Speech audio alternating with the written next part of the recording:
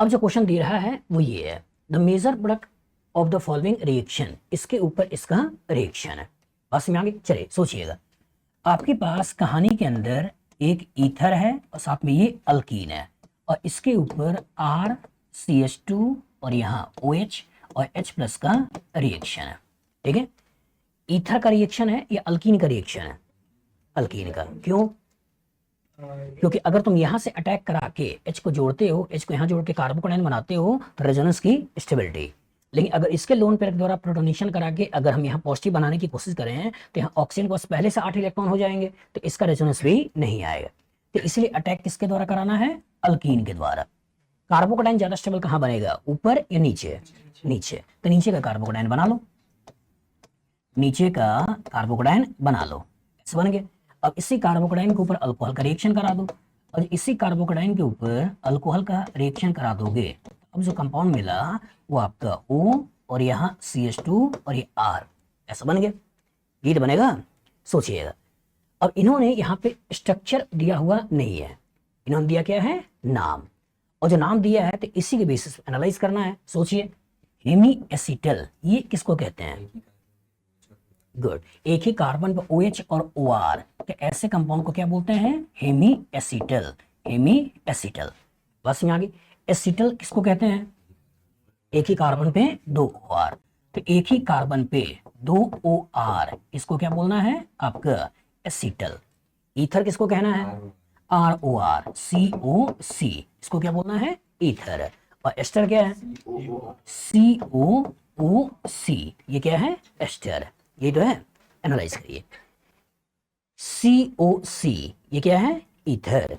COC ये क्या है? ईथर। और एक ही कार्बन पे HROR मतलब एसिटल। तो कहानी के अंदर एसिटल की होने की संभावना भी दिख रही है और कहानी के अंदर ईथर की होने की संभावना भी दिख रही है।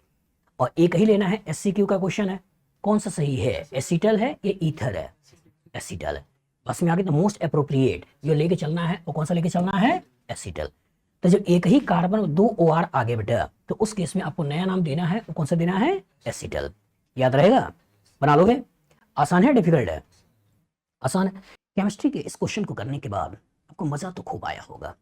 आपको लग रहा होगा कि काश कोई ऐसा पेज होता जो सर ने बनाया हो और अपने माइंड के अंदर जो थॉट्स है उस थॉट्स को हमसे शेयर कर पाएं, जिससे कि मैं एक ही पेज के कॉरस्पॉन्डिंग पूरा का पूरा ऑर्गेनिक रिएक्शन को रिवाइज कर पाऊं। तो है बेटा, अमेज़न पे अगर आप जाते हो तो यहाँ पर मेरे द्वारा 2 पेजेस बनाए गए हैं, जिसको मैंने बोला है कैप्सूल पेज है।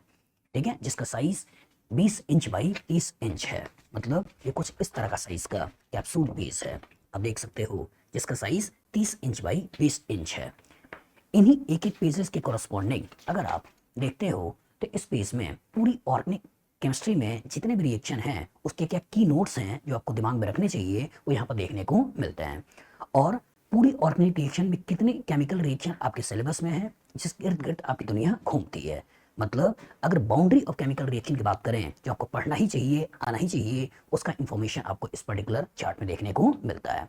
अगर आपने केवल इन दोनों चार्ट को भी प्रॉपर तरीके से पढ़ लिया तो मेरी गारंटी है, जो पिछले 20 सालों से मैं पढ़ा रहा हूँ IIT और नीट के बच्चों को, सारे के सारे क्वेश्चन लगभग इन्हीं पर्टिकुलर चार्ट से पूछे जाते हैं।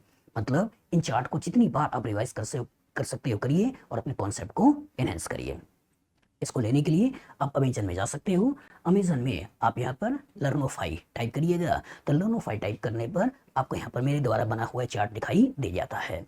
अलॉन्ग विद दैट, अगर आप चाहो तो और इन्फॉर्मेशन के लिए, अगर आप IIT एडवांस की तैयारी करते हो और चैप्टर के मिक्सिंग के क्वेश्चंस को लगाना चाहते हो, तो आपके पास बुक है 10 का दम, जिसमें एक एक क्वेश्चन के कोरस्पॉन्डिंग 10-10 रिएक्शनों को मैंने मिलाया है और कॉन्सेप्ट एनहेंस करने की कोशिश किया है कि जिससे कि बच्चा प्रॉपर मिक्सिंग ऑफ क्वेश्चन को प्रैक्टिस कर पाए। और इसको मैंने रेफरेंस लिया है 2007 से लेकर 2024 तक के पेपर में IIT के जो क्वेश्चन आए हैं उन्हीं के आगे या पीछे जोड़ते हुए क्वेश्चन को मैंने फ्रेम किया है। काफी अच्छा क्वेश्चन बैंक है, इसके थ्रू अपने प्रैक्टिस कर सकते हो। दूसरा, जो बच्चा मेडिकल की या IIT की तैयारी करता है उसके लिए DPPs, मतलब इसके अंदर 80 डिवीज हैं और सभी के अंदर 10-10 क्वेश्चन हैं। इसके कोरस्पॉन्डिंग 800 क्वेश्चन जो पूरी ऑर्गेनिक केमिस्ट्री को चैनलाइज वे में सिस्टमेटिक तरीके से बच्चों को नॉलेज को इनहेंस करता है और प्रॉपर तरीके से उनका नॉलेज को बढ़ाता है। मतलब कम question corresponding quality of question को देना और सिस्टमेटिक तरीके से देना।